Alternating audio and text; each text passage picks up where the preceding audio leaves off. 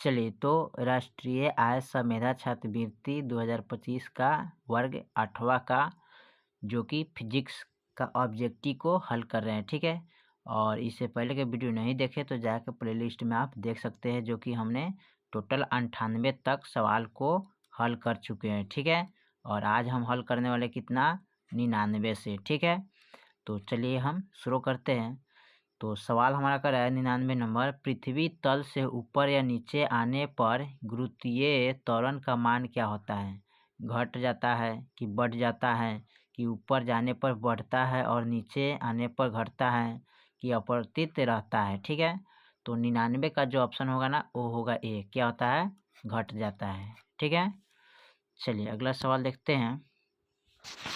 अगला सवाल हमारा क्या कर रहा है 100 नंबर, जब किसी वस्तु को पृथ्वी से चंद्रमा पर ले जाया जाता है तो उसका क्या होता है?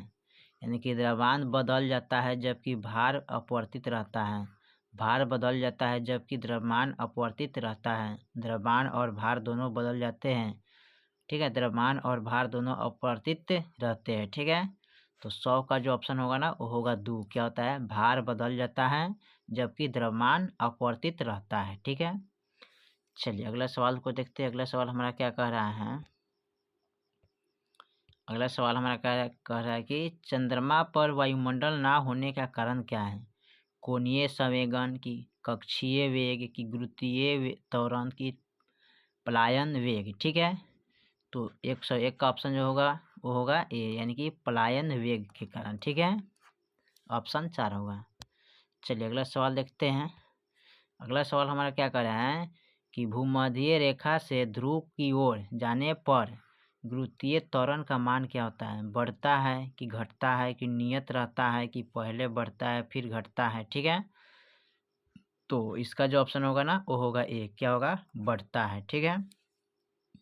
चलिए अगला सवाल देखते हैं। अगला सवाल हमारा क्या कर रहा है कि वाट सेकेंड मात्रक है क्या? शक्ति का, कि कार्य का, कि बल का, कि बल और आघूर्ण का, ठीक है। आघूर्ण का, ठीक है। तो इसका जो ऑप्शन होगा ना वो होगा ए, क्या होता है? शक्ति का, ठीक है। चलिए अगला सवाल देखते हैं। अगला सवाल हमारा क्या कर रहा है कि 1 किलोवाट होता क्या है? 3.6 गुने 10⁻6 जे, 3.6 गुने 10⁻10 जे, 3.6 गुने 10⁻12 जे, 3.6 गुने 10⁻15 जे, ठीक है। तो इसका जो ऑप्शन होगा ना वो होगा ए, यानी कि 3.6 गुने 10⁻6 जे, ठीक है। चलिए अगला सवाल देखते हैं। अगला सवाल हमारा क्या कर रहा है, गतिज ऊर्जा सदैव होती क्या है? धनात्मक, कि ऋणात्मक, कि दोनों, कि इनमें से कोई नहीं, ठीक है। तो इसका जो ऑप्शन होगा ना वो होगा एक, यानी कि धनात्मक होता है, ठीक है।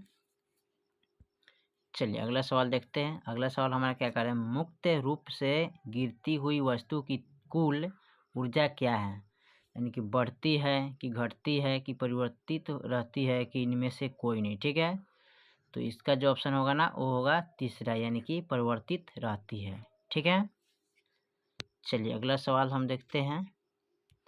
अगला सवाल कह रहा है कि विराम की अवस्था में एम द्रव्यमान के पिंड में संचित ऊर्जा होगी क्या?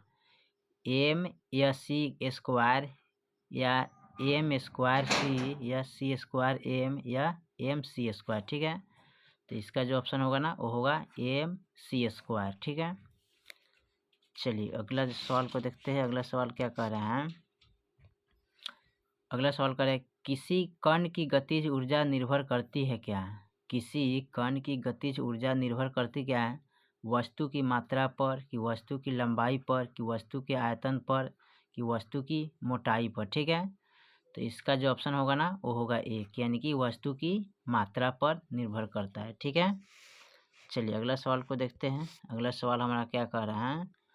अगला कह रहा है कि यदि किसी वस्तु के वेग के दुगुना कर दिया जाए तो उसकी गतिज ऊर्जा होगी क्या? दुगुनी, की समान, की चौगुनी, की चौथाई, ठीक है। तो इसका जो ऑप्शन होगा ना वो होगा तीसरा, यानी कि चौगुनी हो जाएगा, ठीक है।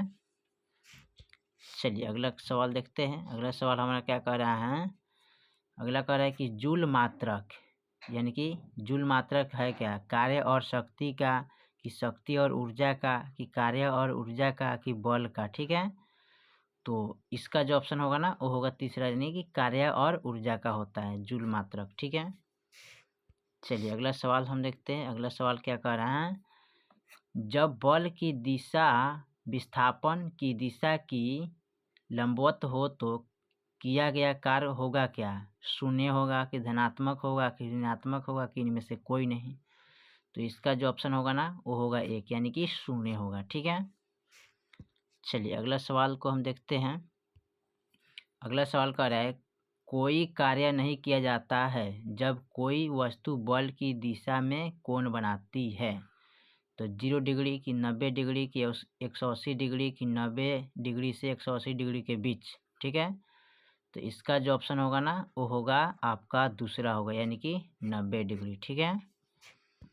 चलिए अगला सवाल देखते हैं। अगला सवाल हमारा क्या कह रहा है, नदी के बहते जल में किस प्रकार की ऊर्जा होती है? गुरुत्वीय ऊर्जा की, स्थितीय ऊर्जा की, विद्युतीय ऊर्जा की, गतिज ऊर्जा, ठीक है। तो इसका ऑप्शन जो होगा ना वो होगा चौथा, यानी कि गतिजीय ऊर्जा होगा, ठीक है, क्योंकि पानी बहता है, ठीक है। अगला सवाल क्या कह रहा है, जब कोई वस्तु वृत्ताकार रूप में नाच रही है तो उसके द्वारा कार्य होगा क्या? धनात्मक की, ऋणात्मक की, शून्य की, अनंत, ठीक है। तो इसका जो ऑप्शन होगा तीसरा, यानी कि क्या होगा? शून्य होगा, ठीक है। चलिए अगला सवाल देखते हैं। अगला सवाल हमारा क्या कर रहा है कि हमारे मस्तिष्क में ध्वनि की संवेदना लगभग कितने समय तक रह सकती है? यानी कि 1 या कि 10, यानी कि 1 सेकेंड की 10 सेकेंड की 0.1 सेकेंड की 0.01 सेकेंड, ठीक है। तो इसका जो ऑप्शन होगा ना वो होगा 0.1 सेकेंड, ठीक है। चलिए अगला सवाल देखते हैं। अगला सवाल क्या कर रहे हैं, तरंगदैर्घ्य को मुख्य सूचित किया जाता है क्या? यानी कि लैम्डा से, कि यू से, कि म्यू से, कि इनमें सभी से, ठीक है। तो इसका जो ऑप्शन होगा ना वो होगा ए, यानी कि लैम्डा से सूचित किया जाता है, ठीक है। चलिए अगला सवाल देखते हैं। अगला सवाल हमारा क्या कह रहा है, तरंगदैर्घ्य का एसआई मात्रक क्या होता है? मीटर होता है कि हर्ट्ज होता है कि किलोमीटर होता है कि मिलीमीटर होता है, ठीक है। तो इसका जो ऑप्शन होगा ना वो होगा ए, यानी कि मीटर होता है, ठीक है। चलिए अगला सवाल देखते हैं। अगला सवाल क्या कह रहा है, आवृत्ति, यानी कि आवृत्ति का एसआई मात्रक क्या है? मीटर की, हर्ट्ज की, म्यू की, डेसिबल, ठीक है।